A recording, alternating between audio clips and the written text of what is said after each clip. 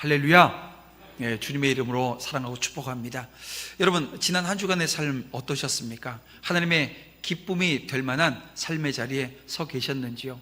오늘 우리의 삶의 자리가 하나님의 기쁨을 위한 삶의 자리 되어질 때 하나님은 오늘 우리에게 만족과 또 기쁨을 주시는 은혜의 자리에 서게 될 줄 압니다. 그래서 오늘 이 시간 옆에 있는 분들과 인사하면서 또 말씀 함께 읽어 나갈 건데요, 우리 옆에 있는 분들과 인사할 때 하나님의 기쁨 되십시다. 우리 인사하겠습니다.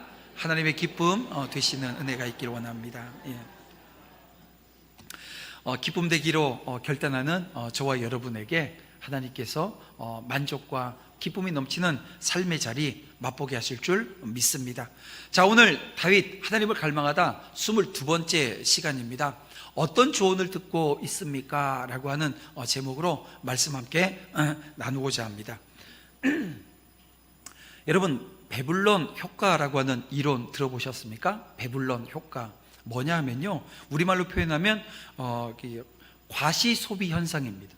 그러니까 사람들 사이에 가격이 높을수록 이게 소비가 더 많이 되는 거예요. 이게 원래는 100원짜리인데요 100원에 놓으면 별로 안 팔리는데 요걸 1000원에 판다 그러면 1000원? 하면서 사람들이 산다는 거예요. 왜요? 이 100원짜리를 1000원에 사면 이게 어떻게 보면 자기가 좀 있는 것 같고 드러나는 것 같고 이런 마음이 든다는 거죠. 과시하고자 하는 욕구가 소비 영향에 미치는 현상을 이렇게 배불런 효과라고 이야기하는 겁니다. 근데 이 배불런 효과가 관심을 받는 이유는 이런 겁니다. 인간의 모방적 욕구 그리고 그 경쟁 허영심, 여기에 기초를 하고 있기 때문에 그래요. 그래서 이 이론은 현대 사회가 경쟁 그 소비 키워드라고 하는 것이 모방에 있다라고 하는 것을 잘 설명해 주고 있습니다. 내가 무엇을 좋아하는지 물어보지 않은 채 남들이 다 하니까, 남들이 다 가니까, 남들이 다 좋아하니까 남의 것을 모방하기 바쁜 거예요. 내가 무엇을 쫓아가는지 모른 채 그냥 남들이 다 하니까 하는 겁니다. 여러분, 이것을 모방 욕구라고 해요. 자, 그러면 여러분, 모방 욕구라고 하는 게 나쁜 걸까요? 그렇지 않습니다. 이 욕구라고 하는 것, 이 갈망이라고 하는 것은 나쁜 게 아닙니다. 그러나 우리의 욕구를 점검하지 않은 채 그냥 우리가 갈망하고 있는 것이 무엇인지 알아보지 않은 채 그냥 이 욕구만을 따라가는 것, 그렇게 되어지면 길들여지지 않은 망아지처럼 자기 마음대로 날뛰는 모습을 발견하게 되어집니다. 그러면 길들여지지 않은 이 모방 욕구는 어디로 발전할까요? 어떻게 진화되어지고 커져나갈까요? 바로 이 모방 폭력으로 확산되어집니다. 이게 정말 무서운 거예요. 남의 것에서 내 욕망을 찾는 것이기 때문에 그렇습니다. 내가 정말 하고 싶은 것 이 찾을 수 있어야 되는데요, 이 찾을 시간이 없어요. 그러니까 남의 갈망이 내 것인 양 착각하며 살게 되어집니다. 그리고 남에게서 나의 욕망을 찾기에 나에게는 없고 남에게는 있는 것을 보면서 질투심에 사로잡히게 되어집니다. 여러분, 이 질투심이라고 하는 이 감정만 놓고 보더라도 이것이 가지고 있는 이 폭력성이라고 하는 것이 얼마나 큽니까? 성경에서 우리 주님께서 뭐라고 말씀하세요? 미움이라고 하는 이 감정만 가져도 벌써 뭐 한 거라고요? 살인을 한 거라고 규정하고 계십니다. 남을 향한 질투라고 하는 것, 이게 여러분 내 영혼을 죽입니다. 그래서 이 감정은 나도 죽이고 남도 상하게 하는 아주 무서운 감정이라는 거예요. 루터가 이런 얘기를 합니다. 머리 위로 지나가는 새를 막을 수는 없지만 그 새가 내 머리에다가 이 둥지를 만드는 건 충분히 막을 수 있다, 이런 얘기를 해요. 여러분, 이 말처럼 하루에도 수백 번 우리 머릿속에 온갖 악한 생각들이 자리 잡습니다. 하지만 이것은 우리가 어떻게 막을 수 없어요. 이 악한 생각이 들어오는 것은 어떻게 막을 수는 없어요. 하지만 그것이 머릿속에 자리 잡고 그것이 죄로 발전하는 것, 이건 막을 수 있다는 것입니다.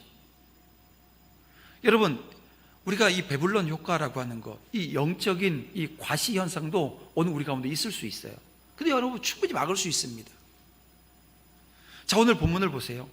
이 정욕에 이끌려서 이복 누이를 욕보인 이 암논의 이야기입니다. 참 어떻게 보면 이게 우리 그 평일 저녁 한 8시쯤 되면 TV에서 하는 프로 그 드라마들 있죠. 예, 막장 드라마. 예, 오늘 본문의 말씀이 꼭 그런 막장 드라마 이게 소재입니다. 암논은 다윗 가문의 장남이에요. 이 장남으로서 다른 형제를 보호하고 어떻게 보면 선한 영향력을 끼쳐야 되는 자리에 있었음에도 불구하고 그러지 않아요. 오히려 가족 안에서 욕망을 드러냅니다. 권력을 남용해서 가족 관계를 파괴시켜버립니다. 여러분, 이처럼 이 권력은 사람이 함부로 다른 사람의 인생을 파괴하면서도 죄책감을 느끼지 못하게 한다는 점에서 큰 위험을 지닌 것이라고 하는 것을 여러분 잊지 않기를 바랍니다. 기억하셔야 돼요. 여러분, 그래서 오늘 본문 13장은 이렇게 시작합니다. 그 후에 이 일이 있으니라. 어떤 일 이후에요? 예, 다윗이 밧세바와 간음을 합니다. 그리고 그것을 숨기기 위해서 이 밧세바의 남편 우리아를 전장에서 죽게 만들어요. 살인합니다. 그리고 나단 선지자가 그 사실을 폭로하고 책망해요. 그리고 하나님의 징계가 임할 것에 대한 이야기를 예언을 합니다. 라빠성이 정복되어진 이후에 나단을 통해서 이 다윗에게 주어진 하나님의 심판 예언이 성취되어져 가는 모습을 오늘 우리에게 보여주는 장면입니다. 하나님은 다윗과 언약하셨습니다. 다윗의 그 왕국이 흥할 것이라고 하는 약속을 주셨어요. 그리고 그 약속대로 이 다윗의 왕국은 여러분 흥할 것입니다. 하지만 다윗 개인의 범죄에 대해서는 하나님께서 간과하지 않으십니다. 심판하시는 하나님의 공의가 이제 드러나고 나타나는 장면을 우리는 보게 되어집니다. 자, 다윗에겐 여러 명의 아내가 있었습니다. 여러분, 하나님께서 만들어주신 결혼 제도는 일부 일처제입니까? 일부 다처제입니까? 일부 일처제입니다. 근데 이것을 지금 떠나 있는 거예요. 누가요? 다윗이요. 여러분, 그로 인해서 다윗 궁에는 많은 이복 형제들이 함께 살고 있었습니다. 이것이 하나님께서 이 다윗 가문에 벌을 내리시는 그 과정을 만들게 되어져요. 여러분, 그래서 오늘 우리가 하나님이 우리에게 주신 말씀들, 그것이 기준이 되어진 삶의 자리에 서 있지 않게 되어졌을 때 하나님은 내가 죄를 범하면 징계하시는데요, 그 징계가 다 여기로부터 시작되어진다는 것을 여러분 잊지 마시길 바랍니다. 자, 이 많은 그 이복 형제들이 같이 있는데 여기에 보니까 외모가 출중한 사람은 단연 압살롬이었고요, 그리고 그의 누이 다말 또한 아름다운 외모를 가지고 있었나 봐요. 그런데 이 다윗의 큰아들 암몬이 이 누이의 외모에 반했습니다. 그리고 그 마음을 다스리지 못하고 상사병에 지금 걸려버린 거예요. 지금 딱 아까도 제가 말씀드렸지만 막장 드라마 소재입니다. 아무리 이 다말의 외모가 아름답다 할지라도 여러분, 여동생을 이성으로 사랑했다는 것, 이게 도무지 용납할 수 없는 일 아닙니까?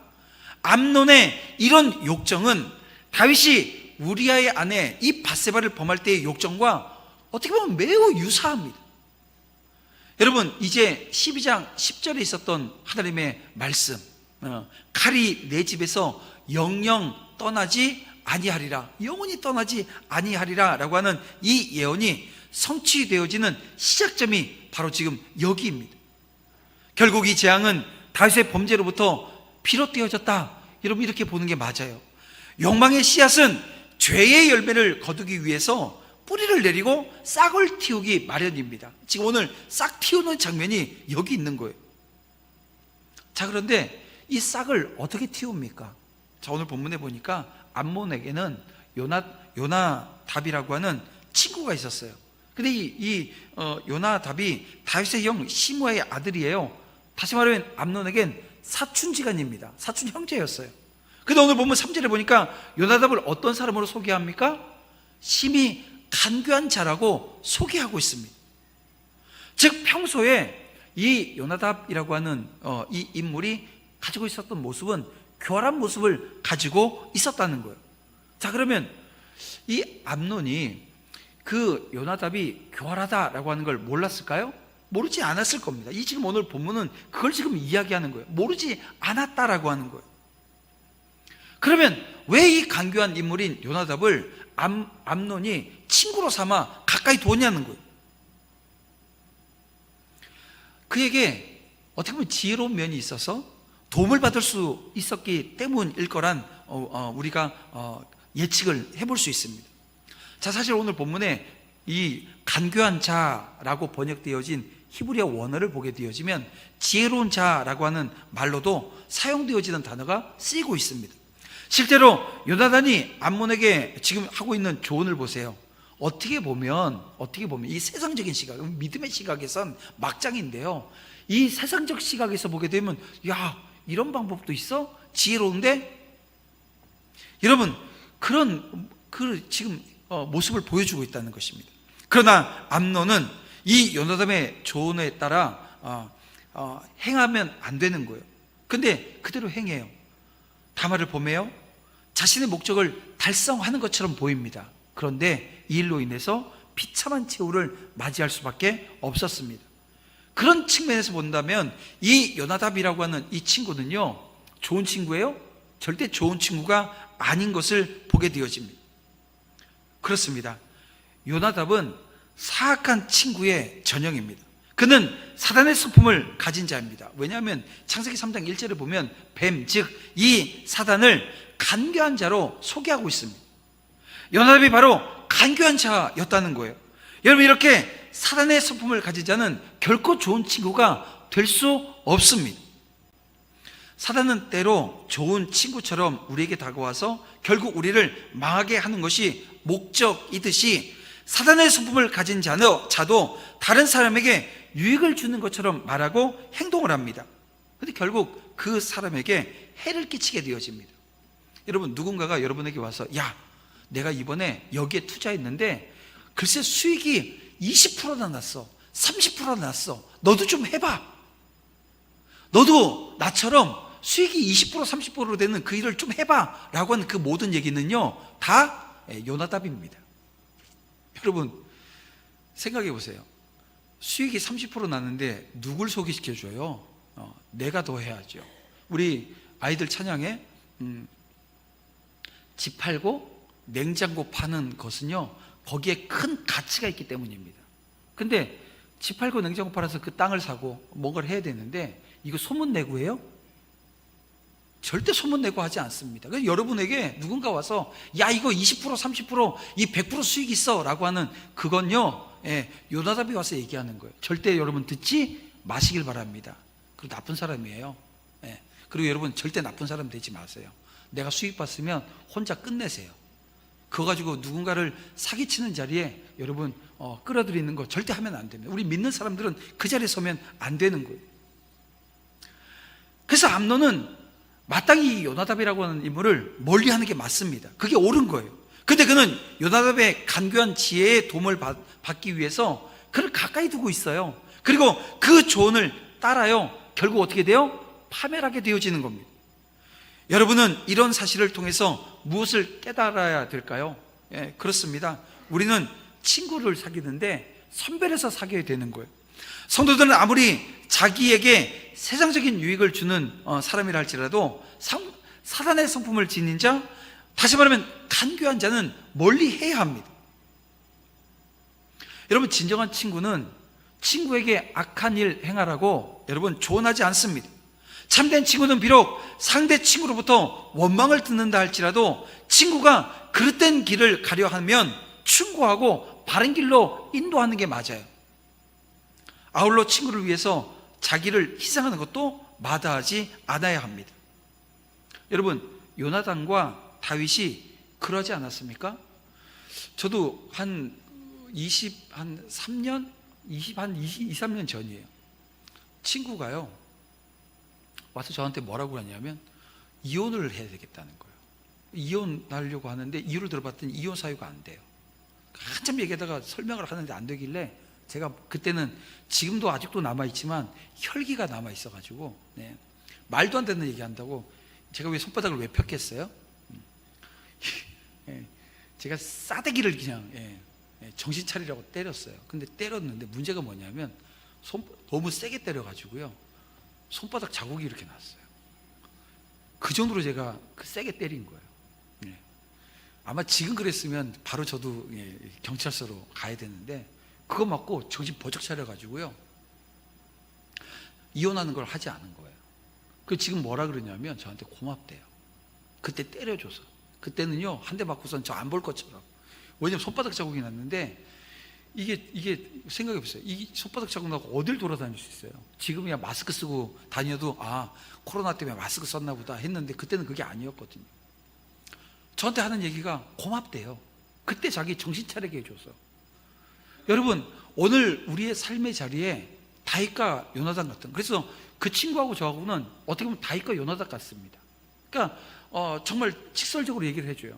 근데 그 친구가 그 전에 저한테 뭐라 그랬냐면, 제가 저희 집 사람하고 결혼한다 그랬더니 하는 얘기가 왜 그러냐고. 그래서 제가 아니 왜 결혼하면 안 되냐 그랬더니 그건 아닌 것 같다고. 그래서 지금 또 그 친구가 저한테 뭐라 하면 미안하다고. 자기 그때 그런 얘기했어. 여러분, 친구 관계라고 하는 게 여러분 어떤 관계입니까? 할 말 못할 말 다 할 수는 있어요. 어떤 조언, 어떤 충고 다 할 수 있습니다. 그런데요, 이게 분별하지 않게 되어졌을 때 오게 되어지는 많은 문제들이 삶의 자리에 오게 되어집니다. 여러분, 친구를 위해서 자기를 희생하는 거, 이게 성경에서 우리 주님께서 말씀해 주시는 내용이에요. 뭐냐면 친구를 위해서 목숨을 잃는 게 어떻다고요? 마땅하다는 거예요. 그 자리에 서라는 거예요. 왜요? 우리 주님이 그 자리에 서서 우리에게 생명 주셨습니다. 주님께서 우리를 친구 삼아 주셨고요, 그 친구를 위해서 어떻게 해요?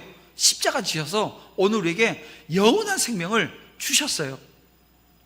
여러분, 그런 좋은 친구 관계 되어지는, 그래서 이 공동체가 건강한 건 이 안에 서로가 서로를 위해서 권면할 수 있는, 이 얘기하면 저거 삐질 텐데 라고 하는 얘기가 없는, 그래서 언제든지 권면하고, 근데 그 권면은 자기 감정에 의한 권면이 아니라 하나님 말씀이 중심되어진 권면의 자리에 설 수 있는 것. 그래서 좋은 친구가 여러분 이 공동체 안에서 사귐이 있고, 또 좋은 친구가 되는 그런 은혜가 우리 가운데 넘치는 역사로 함께 될 줄 믿습니다. 그런가 하면 5절에 보면 이 요나답이 암논에게 다말을 범할 때 이렇게 하라고 악한 꾀를 주는 내용이 나옵니다. 볼까요? 침상에 누워 병든 채 하다가 내 아버지가 너를 보러 오거든 너는 그에게 말하기를 원하건대 내 누이 다말이 와서 내게 떡을 먹이되 내가 보는 데에서 떡을 차려 그의 손으로 먹여 주게 하옵소서. 이 지금 보세요. 요나답이 주는 이 꾀라고 하는 게 무엇입니까? 사람의 동정하는 마음을 이용하는 거예요. 여러분, 이게 얼마나 악한 것입니까? 다시 말하면 그 아버지가 이 자식에 대한 각별한 애정을 이용하라는 거예요. 또 오빠를 위한 이 동생의 정성을 이용하라는 것입니다. 한마디로 이야기하면 선을 악으로 이용하라는 거예요. 아니, 선한 것인데 이걸 악으로 이용하라는 거예요. 그러니 요나답의 조언이 얼마나 악한 것입니까? 그리고 그 조언을 따라 행하는 이 암논이라고 하는 사람, 얼마나 사악한 존재입니까? 여러분, 우리가 알 것은 이렇게 선을 악으로 이용하는 것이 비단 이 암논이나 요나답에게만 국한되어지는 것이 아니라고 하는 거예요. 하나님을 알지 못하는 세상 사람들 대개가 다 이렇습니다. 물론 세상 사람들 중에 다 그런 것 아니에요. 항상 선을 악으로 이용하는 것만은 아닙니다. 하나님을 알지 못하는 사람들에게 양심이라고 하는 게 있어서 나름대로 도덕적인 삶을 추구해요. 만일 사람들에게 이 양심마저도 없다고 한다면 이 세상은 지옥과 다를 바 없겠지요. 흔히 우리는 전혀 도덕적인 삶을 살지 못하는 사람들을 향해서 어떤 표현을 합니까? 일말의 양심도 없는 자, 양심의 털난 자라고 우리는 이야기를 합니다. 여러분, 이것은 사람들 속에 있는 양심이 이 세상에 도덕을 세우는데 매우 큰 역할을 한다라고 하는 의미가 여긴 담겨져 있는 거예요. 근데 문제는 이 사람들의 이 양심이 인간이 범죄한 이후에 타락한 이후에 여러분 다 변질되어져 버렸습니다. 그래서 본래의 기능 자체가 상실되어졌다는 거예요. 그런 이유로 사람의 양심은 각각 달라요. 여기 양심이 똑같지 않습니다. 다 다릅니다. 따라서 이 도덕적 기준도 다를 수밖에 없어요. 근데 여기 더 큰 문제가 뭐냐면 이 세상 사람들은 그 양심마저도 자신이 불리하게 되어지면, 자기에게 손해가 돌아올 것 같으면 아예 무시해버린다는 거예요. 여러분, 우리가 살고 있는 이 세상에 악한 것이, 부조리한 모습이 왜 지금 끊임없이 일어나는 것입니까? 바로 여기 이유가 있는 거예요. 세상 사람들은 자기에게 유익이 되어지는 일이라고 한다면 언제든지 선을 악으로 이용하거나 선을 악으로 갚을 수 있습니다. 이것이 타락한 인간의 실상입니다. 그래서 여러분, 오늘 우리 성도들은 어떻습니까? 성령으로 말미암아 거듭난 존재들입니다. 타락하였던 양심이 예수 그리스도께서 십자가 죽으심으로 말미암아 오늘 우리에게 놀라운 은혜를 허락해 주셨는데요, 어떻게 해요? 양심을 회복해 하시는 놀라운 은혜의 역사가 우리 가운데 있었다는 거예요. 그래서 우리 성도들은 그 삶의 양식이 세상 사람들과 다릅니다. 그리고 주님께서 그 세상 사람들과 다른 삶의 자리에 서라고 말씀 주세요. 마태복음 5장 38절 이하의 말씀을 우리 함께 읽어 나가겠습니다. 우리 함께 읽어볼까요? 또 눈은 눈으로 이는 이로 갚으라 하였다는 것을 너희가 들었으나 나는 너희에게 이르노니 악한 자를 대적하지 말라. 누구든지 내 오른뺨을 치거든 왼편도 돌려대며 또 너를 고발하여 속옷을 가지고자 하는 자에게 겉옷까지도 가지게 하며 또 누구든지 너로 억지로 오리를 가게 하거든 그 사람과 심리를 동행하고 내게 구하는 자에게 주며 내게 꾸고자 하는 자에게 거절하지 말라. 또 내 이웃을 사랑하고 내 원수를 미워하라 하였다는 것을 너희가 들었으나 나는 너희에게 이르노니 너희 원수를 사랑하며 너희를 박해하는 자를 위하여 기도하라. 여러분, 이 말씀을 보세요. 우리가 살아가는 이 세상이 가르치고 세상 사람들이 살아가는 삶의 자리와는 너무도 확연하게 다른 모습 아닙니까? 아니, 어떻게 오른뺨을 때렸는데 왼뺨을 돌려댈 수 있습니까?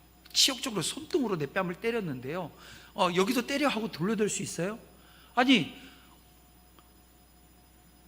겉옷달라 그러는데 속옷까지 내주고요, 오리 가자는데 심리 가지고요, 원수는 어떻게 미워해야 되는데 사랑하래요, 기도하래요.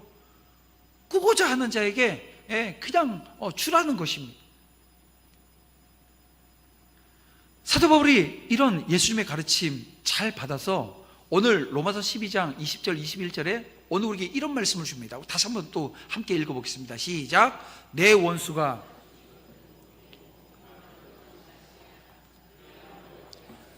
그 머리에 쌓아 놓으리라. 악에게 지지 말고 선으로 이기라. 아멘. 여러분, 이 얼마나 세상 사람들과 다른 삶의 양식입니까? 여러분, 우리가 이런 삶의 양식을 가진다라고 하는 것, 여러분, 쉬운 일 아닙니다. 어려운 일입니다. 왜냐하면 비록 우리가 타락한 그 양심을 회복하였다고 해도 우리는 여전히 부패한 본성이라고 하는 것을 지니고 있기 때문이에요. 그러나 그럼에도 불구하고 우리가 거듭났어요. 거듭난 자입니다. 분명 세상 사람들과 구별되어진 삶의 양식이 오늘 우리에게 있어야 한다는 거예요. 그래서 우리는 선을 악으로 갚는 삶이 아니라 선으로 악을 갚는 삶을 살아야 됩니다.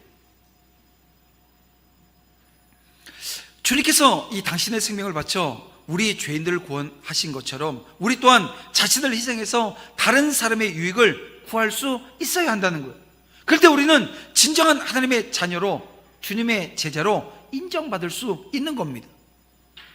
여러분, 암논은 요나답의 계략대로 실행을 해요. 다윗이 그에게 속아 다말을 암논에게 보내기로 합니다. 여기서 생각해 보세요. 다윗이, 이 아버지가 이 영적인 예민함, 민감함이 있다고 한다면 이거 지금 알아차리면 얼마나 좋았을까 싶은 거예요. 다윗이 죄를 짓고 그 죄로 말미암아 이제 형벌을, 하나님의 그 심판을 받아야 되는데 그 심판을 받는 그 과정을 보게 되어지면 보세요. 이 효과를 먹도록 이 종용했던 것처럼 이 사탄의 계략은 이런 욕망을 더욱 충동질해요. 우리 곁에는 이 욕망을 부추기는 요나답과 같은 친구가 아니라 진실한 조언과 위로를 건네는 요나단과 같은 친구가 있어야 됩니다. 그리고 내가 그 친구가 되어줘야 되는 거예요. 마지막으로 우리는 그것이 무엇이든지 여러분 우선 하나님의 말씀에 의해서 점검받는 은혜가 우리 가운데 있어야 됩니다. 그래서 말씀을 읽지 않으면, 말씀을 듣지 않으면 여러분 우리가 점검받지 못해요. 여러분 말씀 읽는 자리에 서시길 바랍니다. 그리고 그 말씀 듣는 자리에 서시길 바랍니다. 그리고 그 말씀은 자기에게 적용해서 내가 세워지는 은혜가 있어야 돼요. 성도들은 사람들의 말에 귀를 기울이는 것이 아니라 먼저 하나님의 말씀에 귀를 기울이는 은혜가 있길 원합니다. 모든 문제 해결의 주관자는 하나님이심을 여러분 믿고 함께 고백하며 그 문제 해결자 되시는 그 하나님을 바라보며 그 하나님을 갈망하는 자리에 서시기를 주님의 이름으로 축원함을 드립니다. 그리고 모든 충고와 조언을 그대로 기쁘게 여겨 받아들이는 것이 아니라 거기에서 한 걸음 물러나서 이 말씀에 비추어 점검하고 우리 하나님의 말씀에 합한 것이라고 하면 받아들이되 그렇지 않으면 받아들이면 안 되는 거예요. 우리 지금 새벽마다 잠언 말씀을 읽어 나가는데요, 우리 잠언 1장 10절 말씀에 봤더니 이런 말씀이 있습니다. 내 아들아, 악한 자가 너를 꿰일지라도 따르지 말라. 잠언 말씀을 읽으면 여러분 지혜라고 하는 것, 이 하나님의 말씀을 통해서 우리가 갖게 되어집니다. 그리고 이 지혜를 소유한 자는 악한 자가 깬다 할지라도 따르지 않아요. 여러분 이렇게 성도가 하나님의 말씀을 모든 판단과 행동의 기준으로 삼을 때 그는 신앙적으로 실패하지 않는 삶의 자리에 서게 되는 것입니다. 여러분 한 사람이 자신의 욕망을 절제하지 못했을 때 오게 되어진 결과를 보세요. 다윗이 그 욕망을 절제하지 못했을 때, 여러분 그리고 이 암논이 그 욕망을 절제하지 못했을 때 오게 되어진 이 엄청난 결과, 나라가 흔들리는 모습 보게 될 겁니다. 우리는 욕망을 절제하는 일 여러분 가볍게 여기서는 안 됩니다. 감당하지 못할 일을 겪기 전에 주님이 마음을 다스려 달라고, 내 마음을 다잡아 달라고 기도하는 자리에 서야 합니다. 영적 긴장감 놓치지 말자는 얘기예요. 여러분 그리고 함께 나아가는 은혜가 우리 가운데 있어야 될 줄 믿습니다. 말씀을 정리해 봅니다. 성도는 추악한 욕망과 그 죄를 분별하고 그것을 멈추게 하는 신앙 양심을 늘 작동시켜야 됩니다. 여러분 영적 과시 현상 여러분 우리 가운데도 있을 수 있어요. 이 욕망이 욕망을 우리가 제어하지 못했을 때 오게 되어지는 모습이 우리 가운데 있을 수 있습니다. 그리고 우리는 욕망을 버리려 애쓰며 경건한 삶을 훈련해 나가야 됩니다. 이 믿음의 공동체 안에서 그 훈련이 되어지는 거예요.